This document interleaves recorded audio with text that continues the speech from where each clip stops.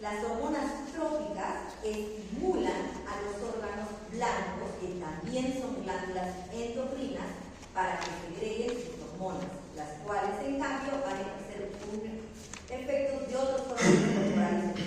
Todas las hormonas intersticiales anteriores son proteínas, actúan mediante el sistema del segundo mensajero y están reguladas por estímulos hormonales. En la mayoría de los casos, retroalimentación negativa. La hormona de crecimiento, que es una hormona metabólica general, sus principales efectos están dirigidos al crecimiento de los músculos esqueléticos, de los huesos largos del organismo, y desempeñan un papel muy importante a la hora de determinar el tamaño corporal final. La hormona de crecimiento es una hormona anabólica y que ahorra proteínas, que hace que los aminoácidos se constituyan en las proteínas que estimulan la mayor parte de las células blanco para que crezcan en tamaño y se dividan. Al mismo tiempo, permite que las grasas se descompongan y se utilicen para producir energía mientras ahorra glucosa, lo que ayuda a mantener una homeostasis del azúcar en sangre. Tenemos también las hormonas gonotrópicas, que regulan la actividad hormonal, como dijimos, en ovarios y testículos. En las mujeres, las hormonas que estimulan los folículos, que es la FSH, estimula el desarrollo en los folículos en los ovarios. A medida que la mujer va teniendo más edad, o sea que va madurando, estos folículos producen estrógenos y luego se preparan para la ovulación, que es ya el momento donde la mujercita menstrua. Y en los varones, en cambio, la FSH estimula el desarrollo del esperma por parte de los testículos.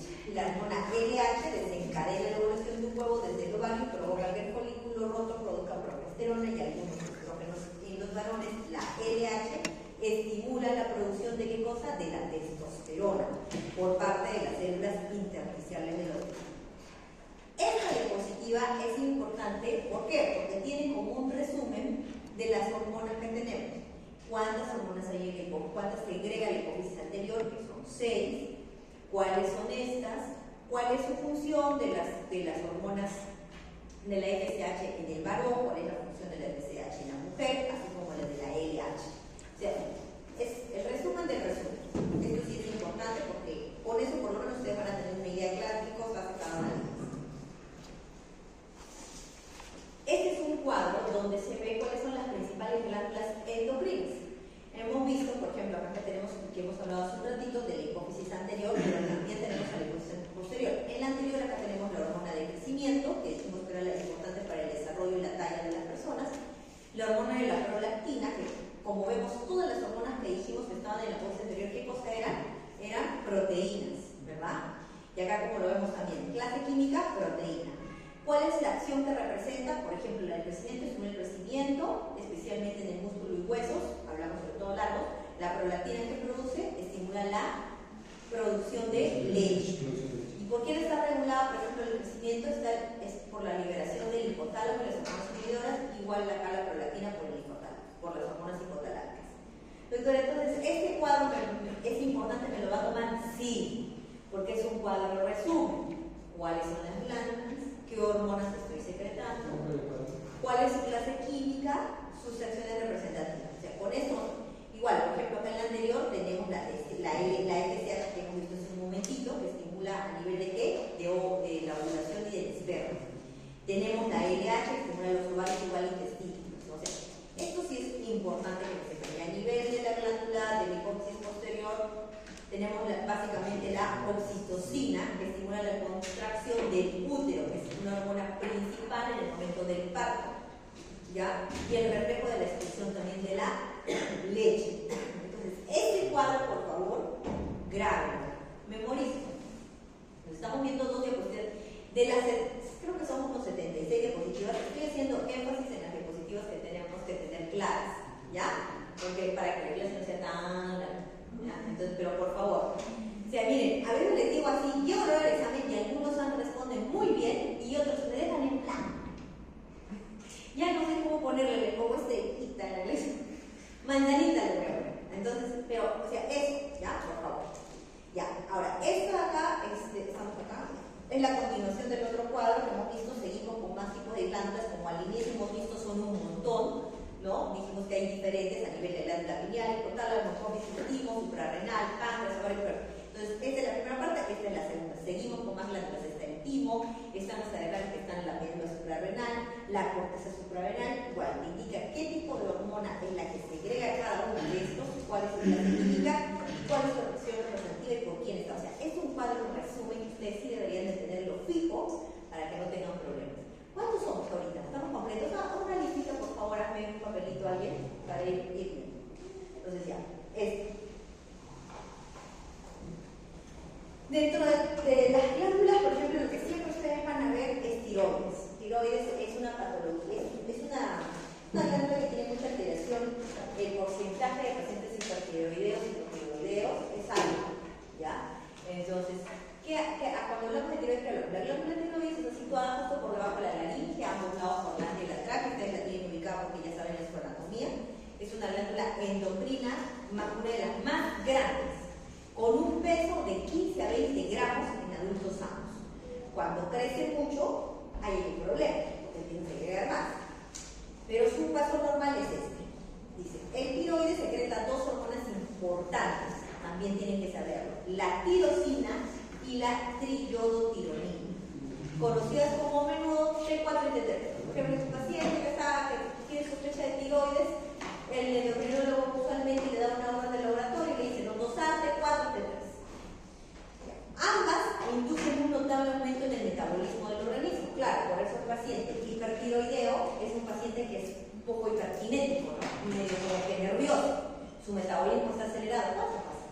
Muchas veces. Y el paciente más bien hipotiroideo es un paciente más relajado, tiene esas hormonas bajas y es un paciente como que más pasivo, lo vas a ver un poquito más lento y su composición física también es inferior. ¿Por qué? Porque como estamos viendo, estas hormonas tienen que ver con el metabolismo.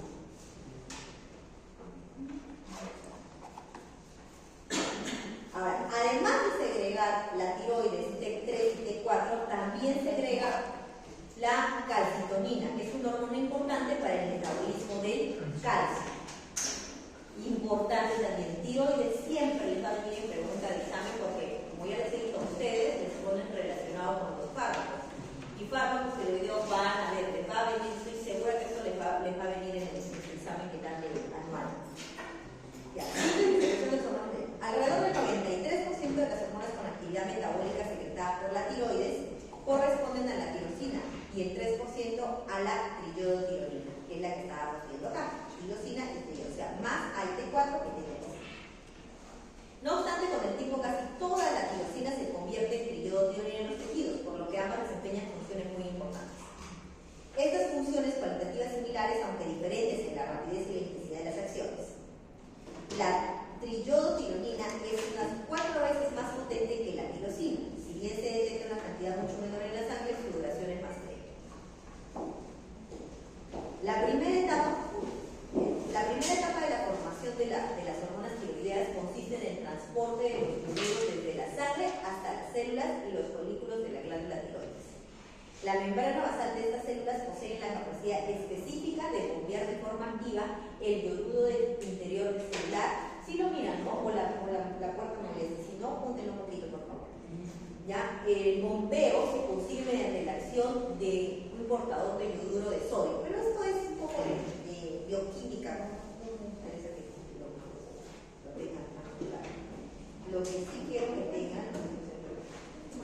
Las células tiroideas constituyen un ejemplo típico de células glandulares secretoras de proteínas, porque hemos visto que el retículo endoplasmático y el aparato de Golgi sintetizan y secretan hacia los folículos una gran molécula glucoproteica denominada tiroglobulina, con un peso molecular aproximadamente de 335.000. Cada molécula de tiroglobulina contiene 70 moléculas de aminoácidos de tirosina, que es un sustrato principal que combina el yodo para dar lugar a la hormona tiroidea. Por eso es importante, porque tiene una combinación con el yodo y con esa combinación da lugar a la hormona tiroidea. Así pues, las hormonas tiroideas se forman dentro de la molécula de tiroglobulina. Es decir, la tirosina, que es la T3, y la tiroidotironina, que es la 3,4, formadas a partir de aminoácidos. Tirosina constituye una parte de la molécula de la tiroglobulina durante la síntesis de las hormonas tiroideas. y también después cuando se almacenan en los coloides de los folículos.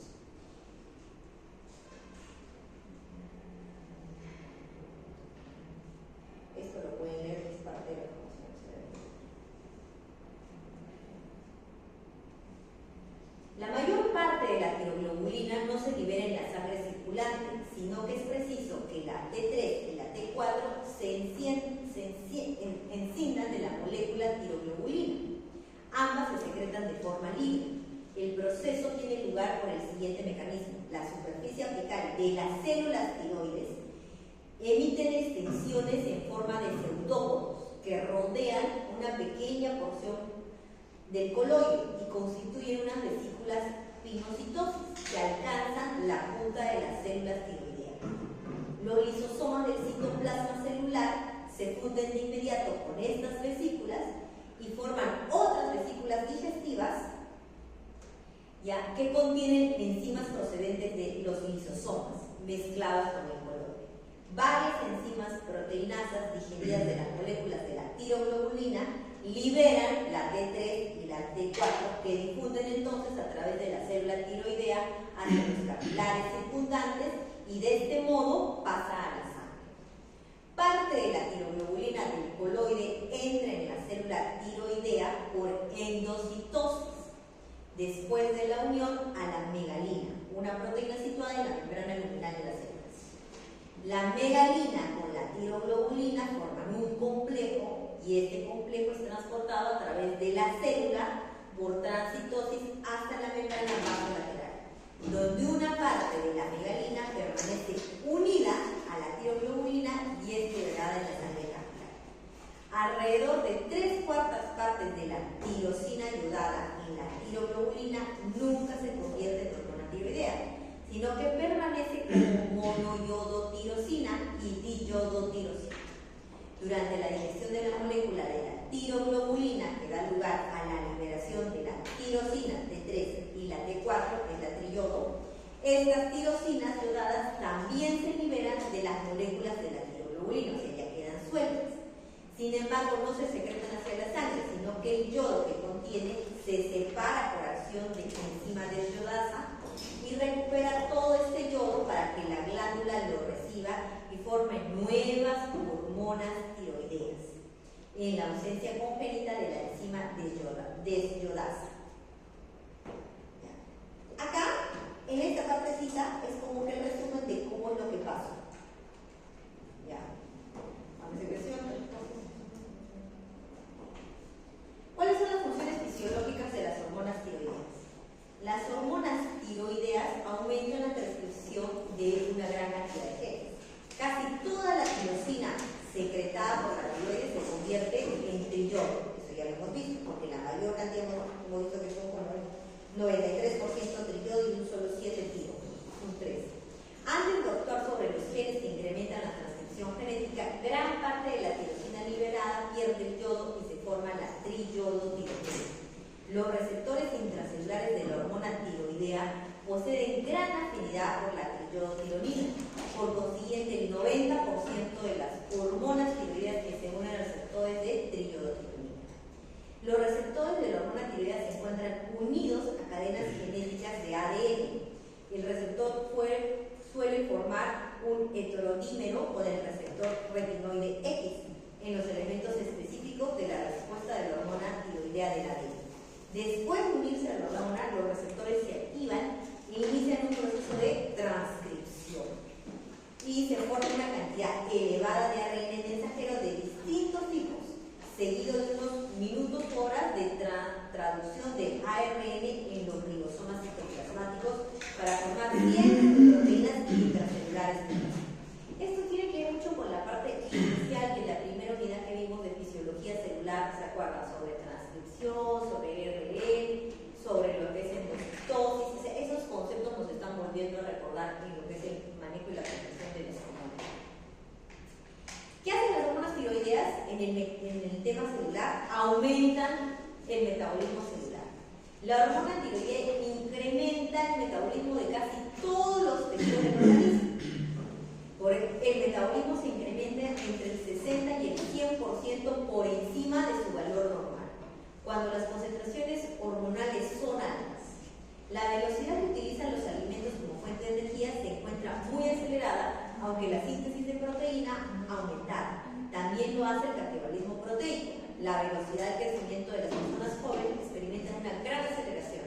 Los procesos mentales se estimulan y la actividad de las demás glándulas endocrinas se potencia.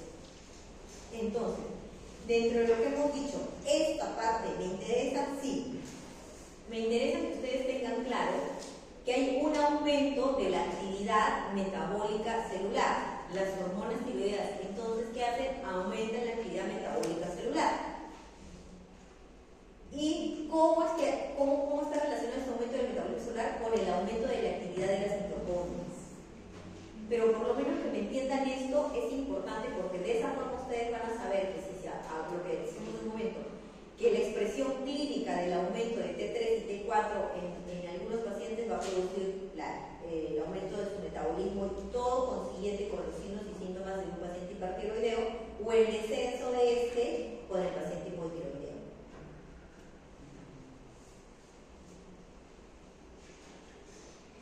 Ahora, su efecto de estas hormonas tiroideas sobre el crecimiento se manifiesta sobre todo en niños en edad de desarrollo. O sea, en los niños hipotiroideos, la velocidad de crecimiento es mucho más lenta, mientras que los hipertiroideos a menudo experimentan un crecimiento esquelético excesivo, por lo que son bastante más altos y lo que corresponde según su edad. No obstante, los huesos también maduran con mayor rapidez y la epífisis se cierra a una edad temprana. Eso quiere decir que crece, cuando hay mucho, crecen rápido, pero hasta ahí no va también, no porque se cierra la epífisis. En cambio, cuando hay poco, el crecimiento, el desarrollo se enlentece, por eso que tiene que ver todo con el metabolismo celular. Recuerden, la hormona tiroidea, el metabolismo celular.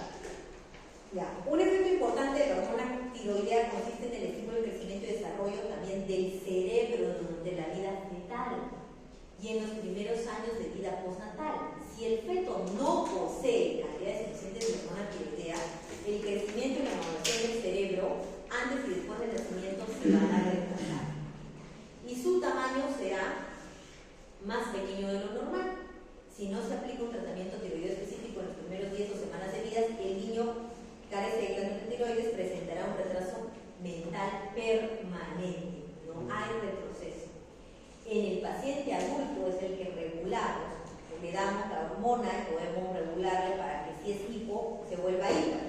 Y en el caso de que es hiper, con tratamiento de iodo radioactivo, hacemos que la glándula, matamos parte de la glándula, ¿para qué? Para volverlo hipo y darle luego suplemento y mantenerlo bueno. Pero cuando es niño, cuando está en la etapa fetal y no hay un buen aporte, entonces ¿qué? Vamos a ocasionar un retraso mental permanente si no se corrige. Ahora, esto hepático, yo eso no me gusta mucho, claro. Ya. Y como yo les decía, el aspecto corporal del paciente también va a alterarse. Por ejemplo, cuando hay grandes aumentos de concentración hormonal tiroidea, casi siempre, ¿qué va a hacer el paciente? Adelgazar. ¿Por qué? Porque hay mucho que se acelera el metabolismo celular. Mientras que una disminución marcada, en la mayoría de los casos, va a haber una ganancia ponderal. El paciente sube de peso porque su metabolismo celular es lento. Sin embargo, no se producen estos efectos si la hormona tiroidea también incrementa el apetito, lo que compensa el cambio metabólico. ¿Qué más tenemos? Un aumento del flujo sanguíneo y gasto cardíaco. Esto sí es importante porque puede pasar que el paciente termine en un paro cardíaco, en una arritmia cardíaca, en un gluten, y ya sabemos que el corazón es un órgano muy delicadito. Entonces, ¿qué sucede? El aumento del metabolismo de los tejidos acelera la utilización de oxígeno, induce una liberación de cantidades excesivas de productos metabólicos finales, y estos efectos dilatan los vasos sanguíneos de casi todos los tejidos orgánicos, elevando así el flujo sanguíneo. La elevación es más acusada en la piel debido a la mayor necesidad de eliminar el calor del organismo. Como consecuencia, el flujo sanguíneo aumenta también el gasto cardíaco, en ocasiones se lleva hasta un 60% o más por encima de sus valores normales cuando existe una cantidad excesiva de hormona tiroidea. En cambio, disminuye a la mitad del valor normal cuando hay un hipotiroidismo grave. Aumento de la frecuencia cardíaca, que es lo que les estaba yo comentando, se eleva también mucho. Parece que la hormona tiroidea ejerce un efecto directo sobre la sensibilidad del corazón y a su vez aumenta la frecuencia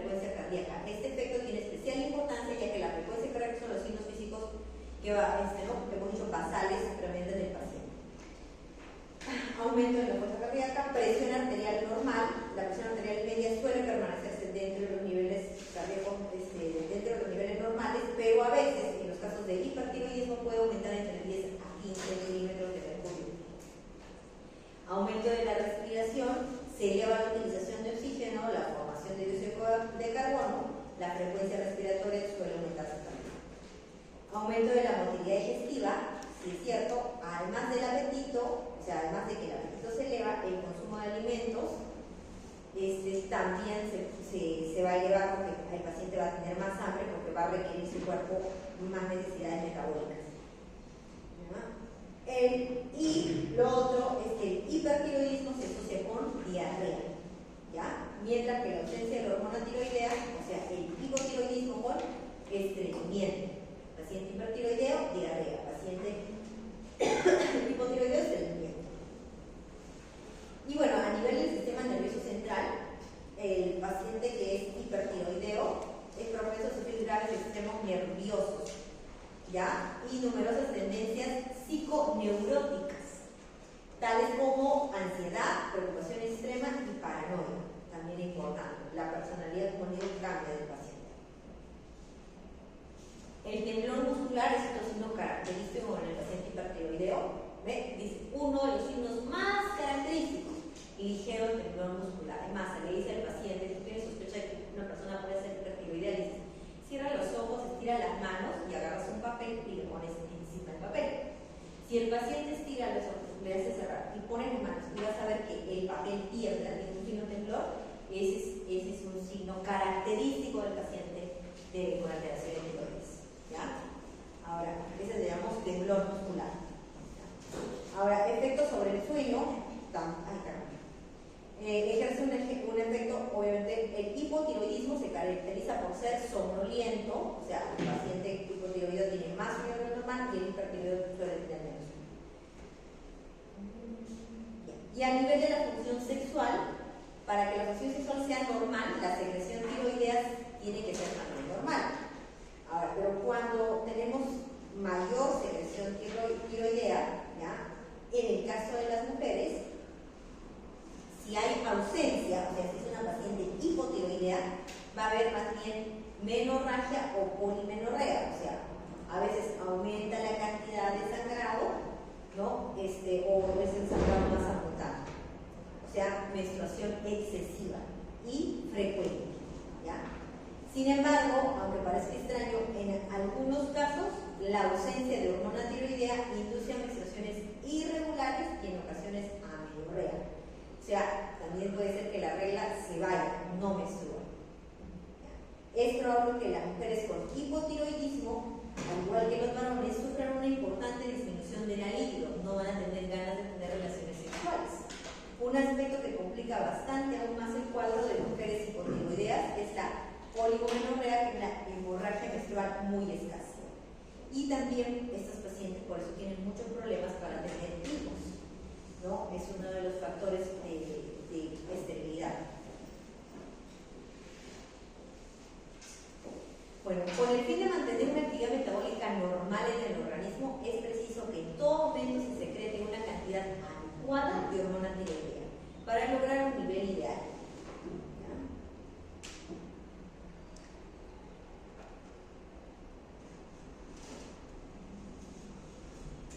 ¿Qué sustancias antitiroideas suprimen la secreción tiroidea? Los fármacos antitiroideos, mejor conocidos como tiocianato, el propil-tiobrucilón y las concentraciones elevadas de ioduros inorgánicos.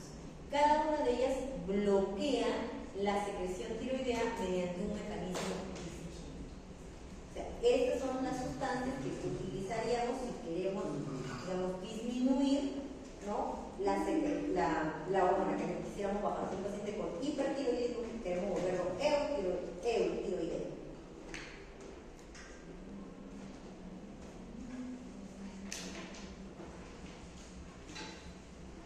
Nos centramos entonces en las enfermedades de tiroides, ¿ya? Cuando hablamos de hipertiroidismo, que estábamos hablando hace un rato, la mayoría de los pacientes con hipertiroidismo, ¿qué vamos a observar? Un aumento del tamaño de la glándula tiroides. la glándula crece, o lo que llaman también bocio, ¿no? Vemos con el paciente como que tuviese acá un repliegue en la parte cervical, porque ha crecido. Llega a duplicarse o a triplicarse de tamaño, con una hiperplasia considerable y un plegamiento del revestimiento de las células foliculares. Además, la secreción de cada célula se multiplica varias veces. Los estudios sobre la captación de yodo radioactivo indican que estas glándulas hiperplásicas secretan en ocasiones cantidades de hormonas tiroideas superiores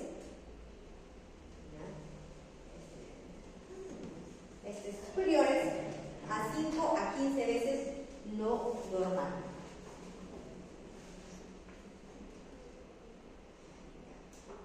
La enfermedad de Graves, que es la forma más común de hipertiroidismo, es una enfermedad autoinmunitaria en la que se forman anticuerpos denominados inmunoglobulinas tiroestimulantes contra el receptor TSH. Estos anticuerpos se unen a los mecanismos receptores de membrana que la TSH inducen una actividad continua en el sistema de las células y se traduce en una aparición de hipertiroidismo.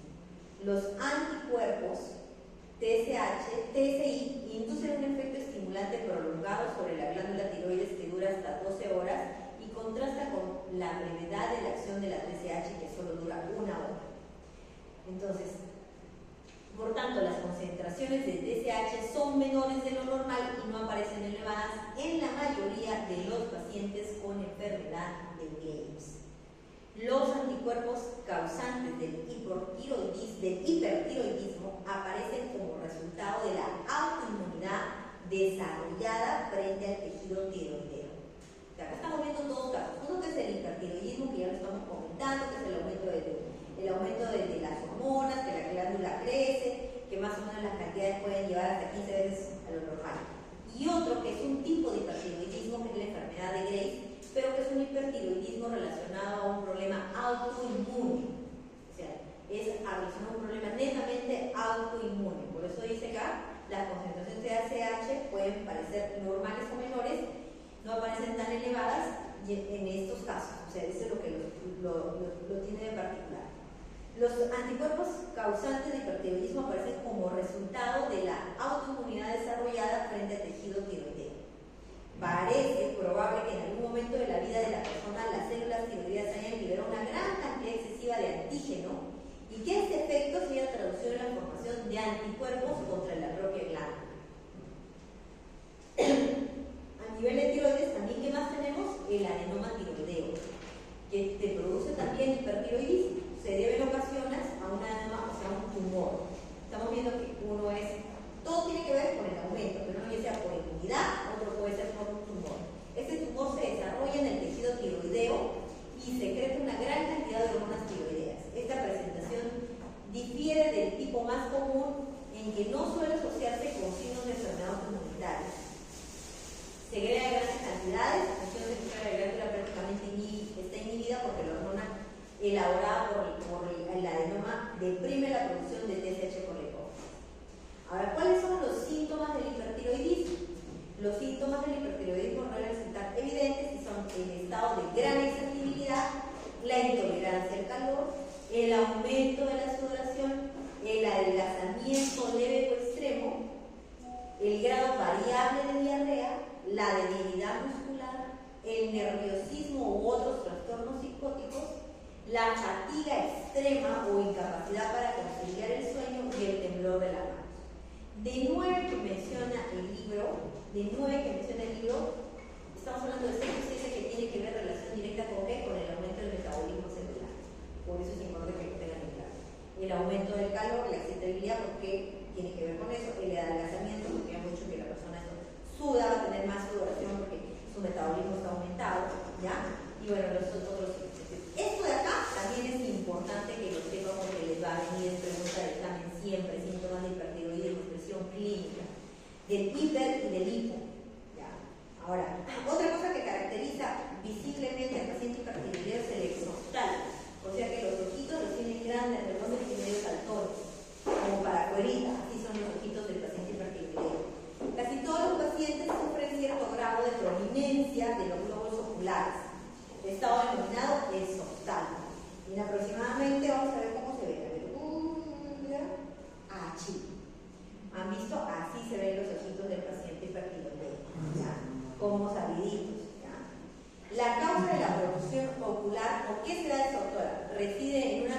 putrefacción edematosa de los tejidos retroorbitales, o sea, el tejido que está por detrás del globo ocular se edematiza. Entonces, ¿qué se edema? Inflamación, ¿no? Entonces, como está edematizado, hace que el globo salga para afuera y produce el exoftalmo. Y vemos al paciente de esta forma. ¿Ya? Igual, o sea, no es un signo que no sea revertido. Usualmente cuando el paciente se vuelve EU, también desinflama el edema retroauricular y el exoftalmo regresiona. ¿Ya? No, se mejora. ¿Cuáles son las pruebas diagnósticas para el hipertiroidismo? La prueba diagnóstica más exacta del hipertiroidismo habitual consiste en la medición directa de concentración plasmática de tirosina, ¿ya?, con ayuda de métodos radioinmunoanálisis adecuados. En ocasiones se emplean además metabolismo basal, la concentración plasmática de TSH, que se determina mediante igual radioinmunoanálisis, la concentración de la TSI, que se mide mediante también radioinmunoanálisis. ¿Esto también es importante que lo sepan? Sí, que por lo menos sepan cómo van ustedes, cuáles son las pruebas de para el hipertiroidismo. Significa, doctora, que me puede preguntar, significa que te voy a preguntar. Exacto. ¿Ya? Entonces estamos hablando de esto, estamos hablando de lo de acá, estamos hablando de lo de acá. Bueno, tratamiento del hipertiroideo. El tratamiento más directo del hipertiroidismo consiste en la extirpación quirúrgica de la mayor parte de la glándula tiroides. Gracias a Dios se puede extraer la glándula y sigue sirviendo. Por eso también que el cáncer de tiroides es uno de los que tiene mejor pronóstico, porque igual la extracción de la glándula tiroides suele ir muy bien en el cáncer de tiroides. En general es conveniente preparar al paciente antes de la operación, para la cual se le indica qué es lo que se va a realizar. Utilizamos administración de ioduros en concentraciones elevadas durante 1 o 2 semanas antes de la operación para reducir el tamaño de la glándula y su riesgo sanguíneo sea menor. ¿Ya? Ahora, luego también de hiperplasia te voy a poner yo lo que le decía hiperplasia, o sea, en el caso de cáncer, ¿no? También se utiliza el yodo revertido para la hiperplasia. Y acá es un gráfico con los signos y síntomas de hipertiroidismo. ¿Qué hemos visto? Que vamos a síntomas generales: cansancio, sensación de calor y pérdida de peso. ¿Ya? Alopecia, se cae el cabello. ¿Qué más tenemos? Síntomas psicológicos: nerviosismo, irritabilidad, agitación e insomnio. A nivel ocular, que hemos dicho, exoftalmo, clásico, pero también podemos tener lagrimeo, picor, visión doble. ¿Ya? A nivel de tiroides, sensación de un bulto, porque la glándula crece, entonces siente como que tiene algo en el cuello. El bocio, que hemos dicho, que es el aumento del tamaño. A nivel de los pulmones, aumento de la frecuencia respiratoria, que es lo que también vimos en un momento, el paciente respira más rápido. A nivel cardiovascular hay taquicardia, pulso vivo, arritmias, hipertensión arterial, no mucho dijimos, ¿no? De 10 a 15 más o menos milímetros de mercurio, pero hay un aumento de la presión. A nivel muscular va a sentir debilidad, reflejos exaltados, o sea, tú le haces, por ejemplo, el reflejo rotuliano. ¿Qué es el reflejo rotuliano, doctora? Pones una piernita encima de la otra, así como cuando se sienta la mujercita, ¿no? Con las piernas cruzadas, y con un martillo pegas en la parte de la rótula. Y usualmente el reflejo debe ser este, ¿no? O sea, que la piernita se levanta. Pero en los pacientes con hipertiroidismo, es como que está elevado. Todos los reflejos están elevados, hay mayor excitabilidad. En las extremidades hemos dicho que es el temblor distal, que hemos dicho que es uno de los más característicos, y no más característicos en el paciente hipertiroideo. A nivel del aparato digestivo dijimos la diarrea, ¿no? O en todo caso, si no es diarrea tal cual, o sea, aumento de deposición, de consistencia y número, hay un aumento mínimamente del número de deposiciones. ¿Ya? A nivel de la piel dijimos la sudoración, ¿no? Hay la intolerancia al calor, o sea, todo el tiempo el paciente está que tengo calor, porque su metabolismo es acelerado. Y a nivel reproductor dijimos también sangrado, potencia y problemas de fertilidad. Ahora nos vamos al otro lado, el hipotiroidismo. ¿Ya? Hemos hablado del hiper, tiene segrega mucha hormona, y ahora la deficiencia. Los efectos en el caso del hipotiroidismo, ¿ya? Se conocen, por ejemplo, igual va a tener un ocio coloide endémico, pero una deficiencia alimentaria y verdosos. Acá está. Características fisiológicas del hipotiroidismo. Vamos a tener igual el aumento de la glándula acá, va a haber un bocio, ¿ya? Más o menos lo otro que vamos a encontrar es que la frecuencia cardíaca va a ser menor, un paciente más lento, va a haber una reducción del volumen sanguíneo, el paciente suele tener aumento de peso corporal aumentado, a diferencia de otros donde había un aumento de la frecuencia de la deposición, en este va a haber un retraso, va a tener la tendencia al estreñimiento, porque el metabolismo está enlentecido, lentitud mental, ¿no? El otro es ansioso, medio paranoico, este más bien le cuesta porque está todo el tiempo como que en cámara lenta, ¿no? Y sus pensamientos igual. Entonces, luego tenemos también reducción del crecimiento del cabello, descamación cutánea, su piel se vuelve seca, tosca, áspera, así también el paciente hipotiroideo, ¿ya? Una voz ronca, cambia su tono de voz, se vuelve más ronca, ¿ya? Y carraspera. Y en los casos extremos, incluso puede haber un edema en el cuerpo generalizado, ¿ya? Ahora, cuando vemos el término mixedema, ya el mixedema se desarrolla en personas cuya función tiroidea es prácticamente nula, o sea, ya el hipo tiene baja, pero cuando ya es tan bajito, hablamos de mixedema. Se casi como que la hormona ya no funciona, como que la glándula, como he dicho, no funciona, no se ve. Pacientes de estas características con grandes bolsas bajo los ojos, grandes bolsas bajo los ojos, como vemos acá, ¿ya? Una tumefacción facial, o sea, toda la carita redonda, edematizada. Esta enfermedad se caracteriza por razones que aún no se conocen por la presencia de cantidades muy elevadas de ácido hialurónico y de sulfato de condroitina, que se une a la proteína formando un exceso de gel tisular en los espacios intersticiales, con el consiguiente aumento de la cantidad total de líquido intersticial. Al tratarse de un gel, el líquido es prácticamente inmóvil y da lugar a un edema, pero a un edema sin fobia.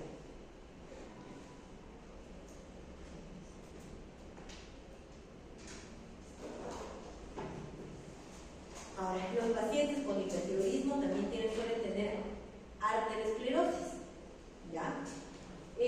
Va a haber acá, ¿por qué? Porque como el metabolismo es lento, va a haber un aumento de lípidos y del colesterol, el perfil lipídico suele estar elevado.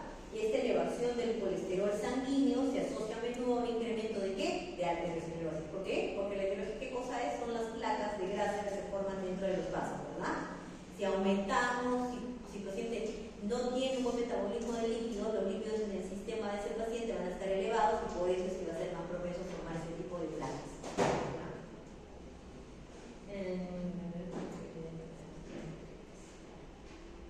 ¿Cuáles son las pruebas diagnósticas en el hipotiroidismo? Para diagnosticar el hipertiroidismo se proporcionan resultados opuestos. La tirosina libre en la sangre tiene que estar baja, el metabolismo basal en el mixedema oscila entre a menos 30 a menos 50, y por último la secreción de TSH, que es por la de hipófisis, cuando se administra una dosis de prueba de TRH suele incrementarse notablemente, salvo en casos raros que el hipotiroidismo causado por una respuesta de primera hipófisis. ¿Cómo vemos un paciente hipotiroideo? De esta forma.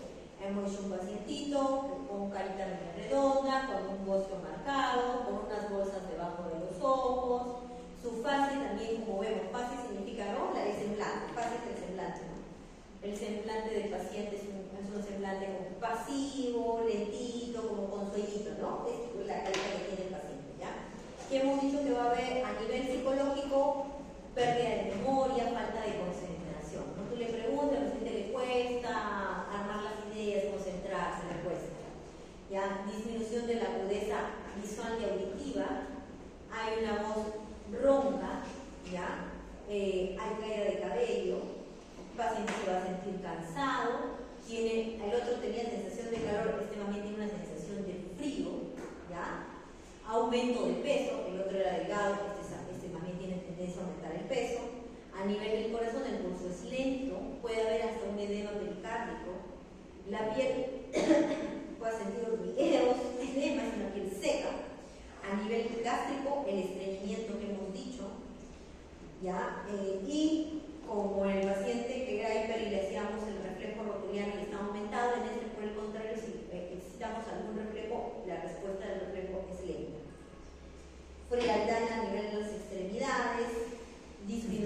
gran líbido también y alteraciones menstruales ocasionales.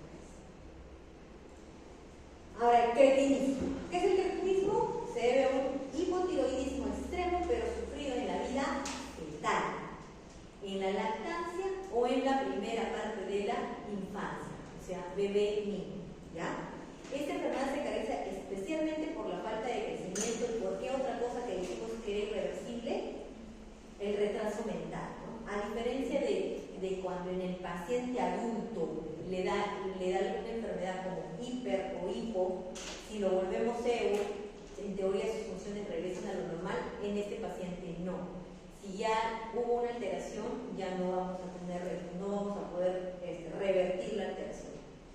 Algunos implantes que carecen de glándulas tiroideas tienen un aspecto o a funciones normales si es que recibieron otras cantidades. Es un pacientito que se ve así, ¿no? Un pacientito pequeñito, igual, con un vientre más o menos batraciano, su fase parecía a la del hipotiroideo, redonda, con las bolsitas debajo de los ojos, ¿no?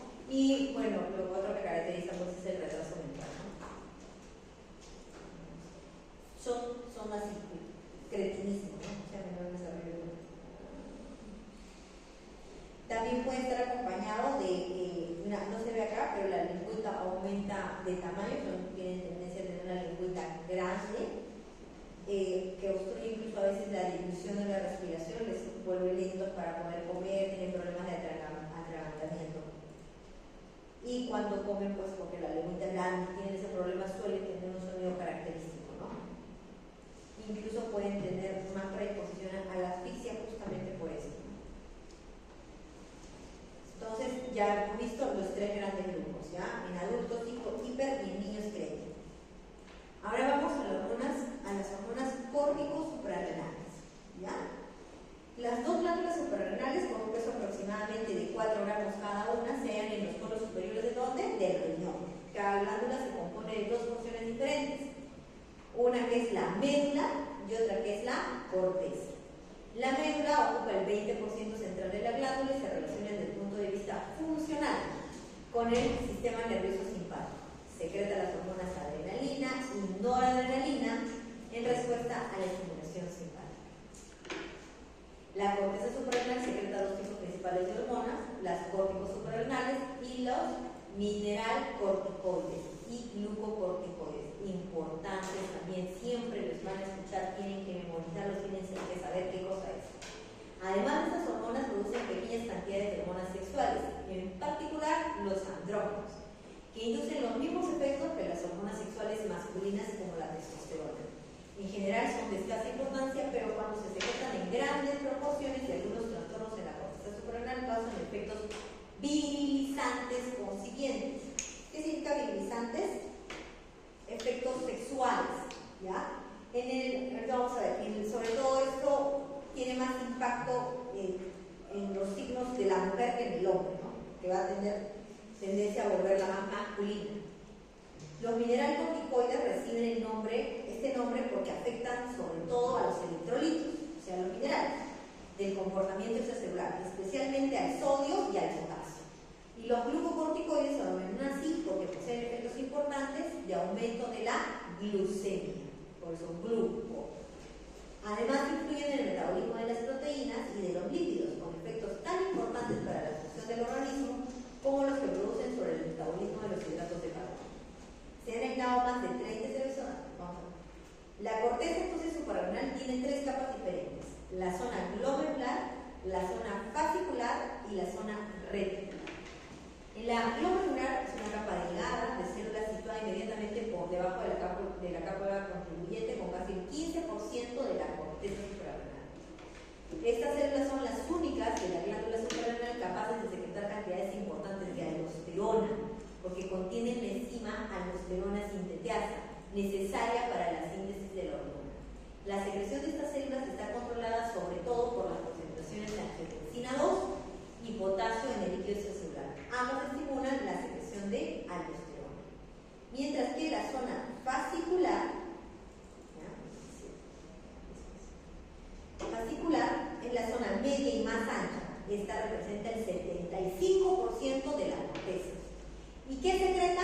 glucocorticoides, como el cortisol y la corticosterona, así como pequeñas cantidades de andrógenos y estrógenos suprarrenales. La secreción de estas células está controlada en gran parte por el eje hipotalámico hipofisiario a través de la corticotropina. Entonces vamos viendo nuevamente la corteza suprarrenal, una zona glomerular, una fascicular, una reticular. A nivel de la fascicular, que es la más grande, que es la que secreta los glucocorticoides, el cortisol y la corticosterona. ¿Ya? Los andrógenos y los estrógenos. Y es importante que sepan esto que van a contar.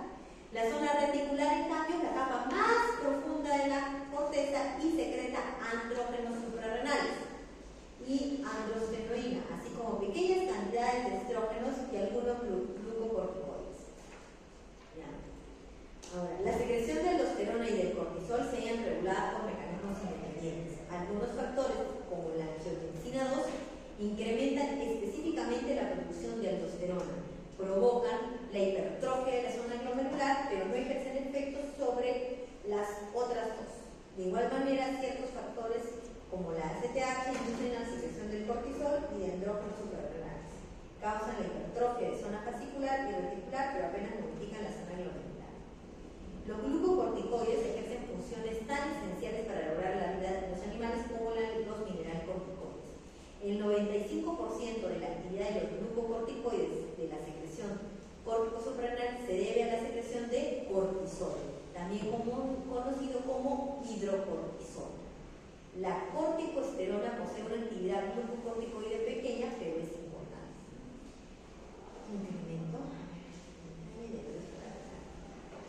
El incremento de la glucemia se debe tanto al incremento de la gluconeogenia como a la reducción moderada de la utilización celular de la glucosa. O sea que a su vez que el aumento de la concentración de la glucosa estimula la secreción de la insulina. La elevación de los valores plasmáticos de insulina no resulta tan eficaz para mantener la glucosa plasmática como en condiciones normales. Por las razones que se expusieron entonces, los valores elevados de glucocorticoides reducen la sensibilidad en muchos tejidos, en particular el esquelético, el adiposo. Y esto va a favorecer a la captación y utilización de glucosa, ¿ya?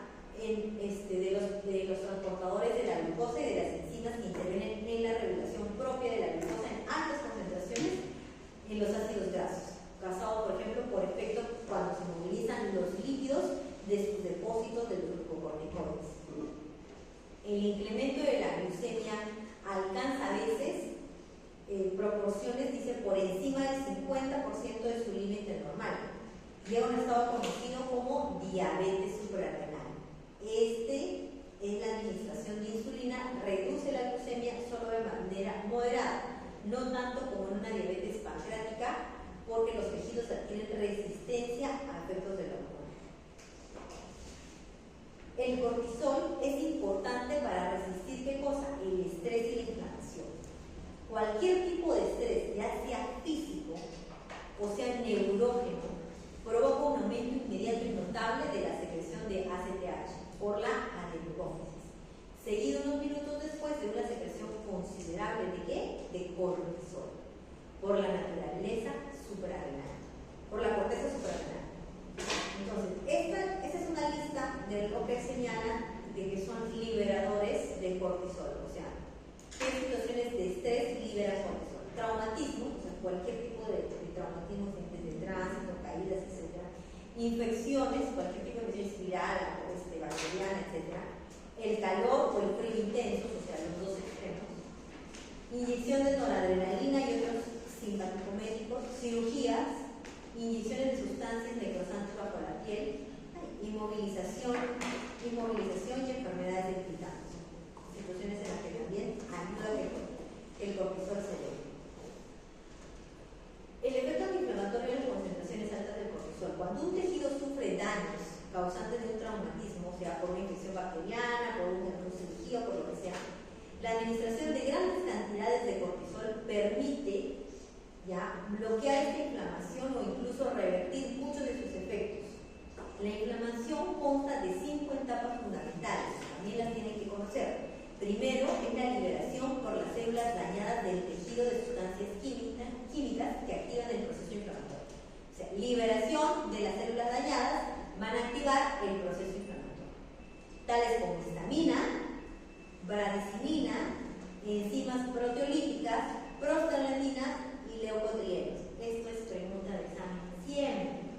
¿Ya? O sea, ustedes luego van a ver fármacos de tipo antihistamínico, que van anti, o sea, porque hay mucha liberación de esto y ustedes van a tener que dar fármacos para disminuir este tipo de mecanismos. 2. El aumento del flujo sanguíneo en la zona inflamada, inducido por alguno de los productos liberados de los tejidos o un efecto que se denomina eritema. 3. La salida de grandes cantidades de plasma casi puro desde los capilares hacia las zonas dañadas, secundaria a un aumento de la permeabilidad capilar. ¿Seguida de qué? De la coagulación del líquido tisular con el consiguiente edema sin foco. 4. Infiltración de la zona por leucocitos. Y 5. El crecimiento del tejido fibroso pasados unos días o semanas para concluir la cicatrización. Cuando se secretan o inyectan grandes cantidades de cortisol a una persona, el glucocorticoide ejerce dos efectos antiinflamatorios. Uno, puede bloquear las primeras etapas del proceso inflamatorio antes incluso de que se inicie una inflamación apreciable, o dos, si la inflamación ya se ha iniciado, favorece su rápida desaparición y acelera la cicatrización. El cortisol impide la inflamación tanto por estabilización de los lisosomas como otros efectos. El cortisol estabiliza las membranas lisosómicas y esta estabilización es uno de los efectos antiinflamatorios de mayor interés porque aumenta la resistencia a la ruptura de las membranas de los lisosomas intercelulares. El cortisol también reduce la permeabilidad de los capilares, quizás un efecto secundario a la liberación de las enzimas proteolíticas. El cortisol disminuye también la migración de los leucocitos a la zona inflamada y los fagocitos de las células dañadas. Sin duda, estas acciones se deben al descenso inducido por el cortisol. El cortisol también, ¿qué va a hacer? Inhibe al sistema inmunitario y reduce mucho la multiplicación de los linfocitos, sobre todo de los linfocitos T. Y el cortisol disminuye la fiebre. ¿Por qué? Porque reduce la liberación de la interleucina 1 por los leucocitos. Así pues, el cortisol posee un efecto bastante general sobre la inflamación y reduce todas sus facetas. Aunque esto también es pregunta de examen. Proceso de inflamación y cómo el cortisol, cuáles son los mecanismos que utiliza para inhibir estos. Son 5. ¿Ya? El cortisol resuelve la inflamación. Ya esto hemos visto, aumento de los marques, este sobre todo. ¿Qué otros efectos tiene el cortisol? El cortisol bloquea la respuesta inflamatoria a reacciones alérgicas. ¿Ya? O sea, el cortisol no influye en la reacción alérgica básica entre el antígeno y el anticuerpo. ¿Ya? Sin embargo, tiene una respuesta inflamatoria que causa mucho que los efectos graves o a veces mortales de las reacciones alérgicas hace que la administración del cortisol, seguida de su efecto antiinflamatorio y de la menor liberación de productos inflamatorios, porque disminuye los productos, la histamina, por ejemplo, puede salvar la vida del paciente. O sea, no es directamente que haga algo sobre el antígeno o el anticuerpo, sino que todo el resto de lo que tiene que ver con la reacción inflamatoria la reduce, y ese resto que reduce su reacción inflamatoria es la que produce el impacto positivo ante una reacción alérgica. ¿Ya? Después tenemos. ¿Qué pasa cuando hay las anomalías? Así como hemos visto que se eleva la secreción de las hormonas tiroideas o se disminuye la secreción, también puede haber una hipofunción córtico-suprarrenal, que es la insuficiencia córtico-suprarrenal, o llamada enfermedad de Addison. ¿Ya? La enfermedad de Addison se debe a la incapacidad de ¿qué cosa?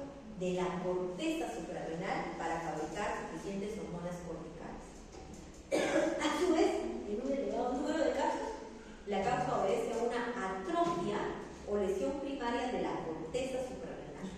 Esta atrofia se debe casi en el 80% a un fenómeno de autoinmunidad dirigido contra la corteza suprarrenal.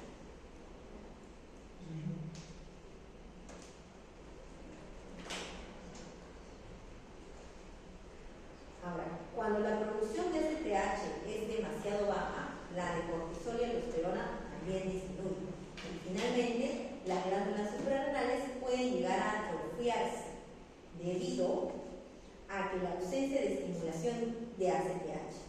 La insuficiencia suprarrenal secundaria es mucho más común que la enfermedad de Addison, que en ocasiones se denomina insuficiencia suprarrenal primaria.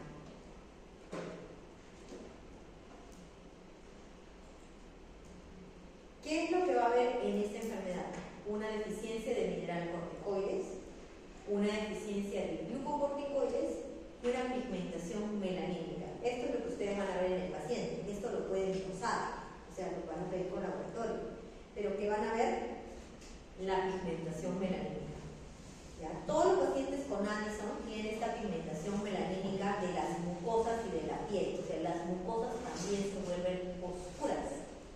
Tú le dices, abre la boca al paciente y ve las encías, vas a ver encías oscuras. Le revisas para ver, por ejemplo, la parte de igual del ojito acá abajo, en vez de los pacientes anémicos es pálido, ¿verdad? El paciente normal, digamos, rosadito, en ellos oscuros, sobre todo. Pero más se nota en la parte de la mucosa oral. ¿Ya? Bueno, es lo que les disminuye el sistema cortisol, ¿Cuál es el tratamiento de la enfermedad de Addison? Una persona que sufre una disfunción completa de la glándula suprarrenal y no recibe tratamiento puede fallecer en unos días o semanas por una debilidad consecutiva, casi siempre con un cuadro de choque circulatorio. Sin embargo, estas personas podrían vivir durante años y se les administra pequeñas cantidades diarias de mineral corticoides y glucocorticoides. Así como el paciente que lo dio todos los días con su pastillita, lo mismo. Todos los días tiene que tomar su aporte y se mantiene. Lo bueno del tema hormonal es que ya sea poco o bajo, pero podemos suplementar. Y si suplementamos, al que tiene mucho, le quitamos. Primero obviamente le volvemos que tenga menos para darle. Si el que tiene menos es más sencillo, porque se le va probando dosis hasta que ya y se le pone más. No debería ser nada mortal, debería ser tratado. Ahora, también está la hiperfunción. Esta la Addison, que es hipofunción, ¿verdad? Hemos hablado de hipofunción. Hipofunción córtico suprarrenal, ¿no? O insuficiencia corticosuprarrenal. Acá tenemos la primaria y la secundaria. Y luego tenemos la hiperfunción, o sea, segrega más. Y este es el síndrome de Cushing. También lo van a escuchar. ¿Qué sucede acá? Hay una hipersecreción córtico-suprarrenal. Provoca una cascada compleja de efectos hormonales, conocida como